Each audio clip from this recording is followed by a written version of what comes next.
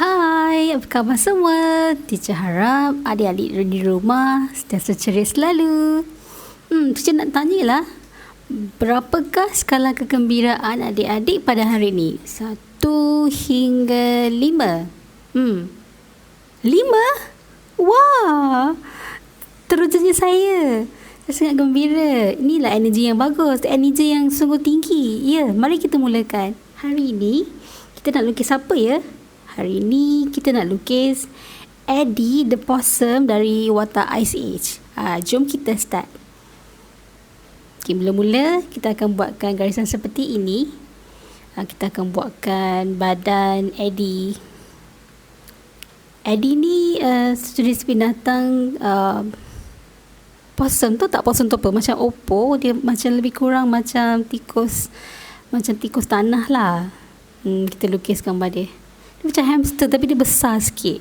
Tapi zaman dulu hamster tu taklah besar macam hamster sekarang kan. Hamster dia sangat besar. Berat dia lebih kurang dalam 100 pound. Maksudnya sama tinggi dengan budak-budak umur. Ukuran tinggi dia macam orang dewasa. Ya betul. Dalam 185 meter. Besar kan? Bayangkan kalau dia hidup zaman sekarang macam mana. Seram pula teacher. Okay, tak apalah, kita lukis je.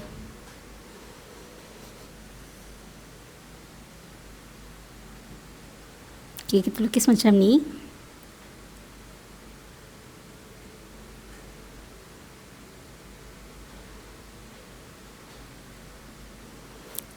Kita lukiskan kaki dia. Okay tak? Okay kan? Lepas tu kita lukis tangan. Kenapa mula daripada badan teacher? Memang untuk pastikan, untuk memudahkan you lukis, kita lukis sebagai yang paling besar sekali dalam tubuh possum ni, badan dia. Kita lukis benda paling besar dululah. So kita buatkan kedua belah tangan dia macam ni. Okay, senang kan? Senang je, taklah susah mana pun.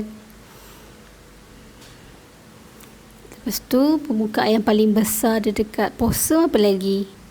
Dua belah tangan. Kita lukis tangan lagi satu. Jari-jari dia.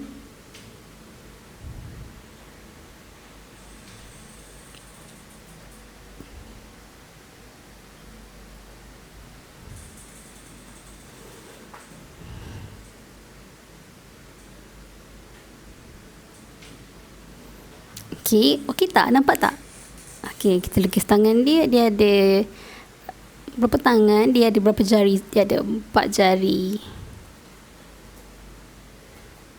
Okey, sekarang ni kita akan lukis ekor dia. Sebab ekor antara bahagian yang paling besar juga dalam bentuk badan possum ni. Ekor dia besar. Dia melingkar macam tu.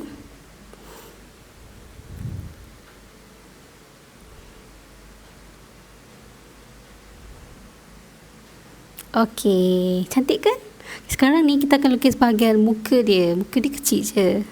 Maksudnya dari segi komposisi badan dengan ekor.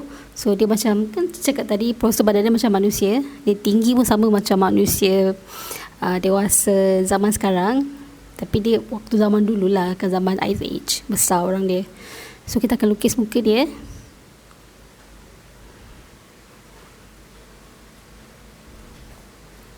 Watak dia sangat friendly sebenarnya. Dia agak clumsy dalam cerita ni. Tapi awak rasa kalau lah binatang ni masih wujud zaman sekarang, awak nak tak ambil dia jadi awak punya pet? Besar tau. Takut? Najisha pun takut. Tak apalah, ni makhluk ni ataupun binatang ni adalah antara binatang yang dah pupus. Kini hanya tinggal sejarah. Saya dapat tahu binatang ni pun daripada cerita Ice Age. So hari ni kita nak lukis haiwan-haiwan yang telah pun pupus. Mungkin sekarang dia masih ada lah, tapi dia tak sebesar possum yang zaman dahulu.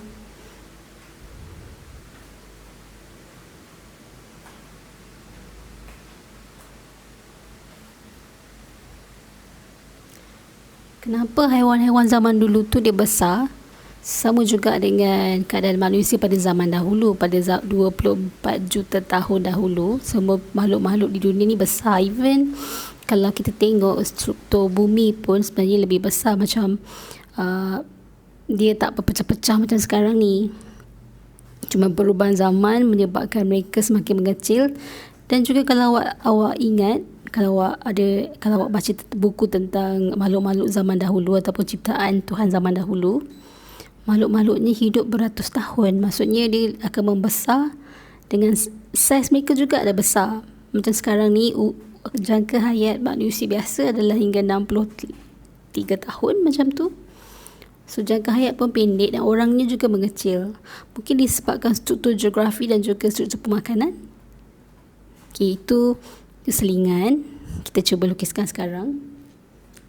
Kita completekan muka dia. Okay, lepas tu okey tak?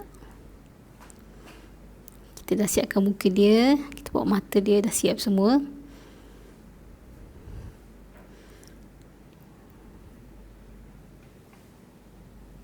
Kita buat perincian bulu dekat badan dia. Kan dia ada corak. Corak dia. Awak tengok macam ni. Kalau awak tengok corak possum dalam cerita Ice Age tu, dia ada dua warna berbelang-belang. Warna apa? Awak kita tunggu. Nanti kita warna sama-sama. Sekarang ni. Okay, teacher dah hampir siap. Dah siap pun. Kita akan buat dia punya latar belakang. Sebuah lukisan tak akan lengkap tanpa latar belakang. So, kita akan buatkan latar belakang dia lah.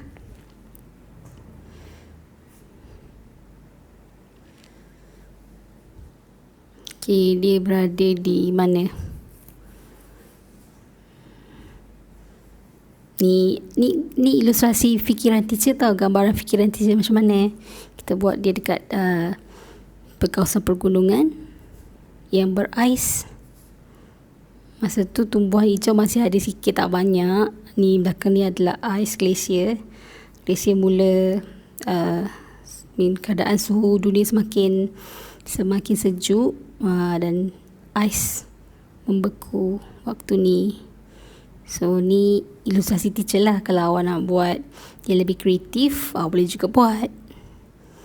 Kan art to freedom, awak boleh buat apa je yang awak nak.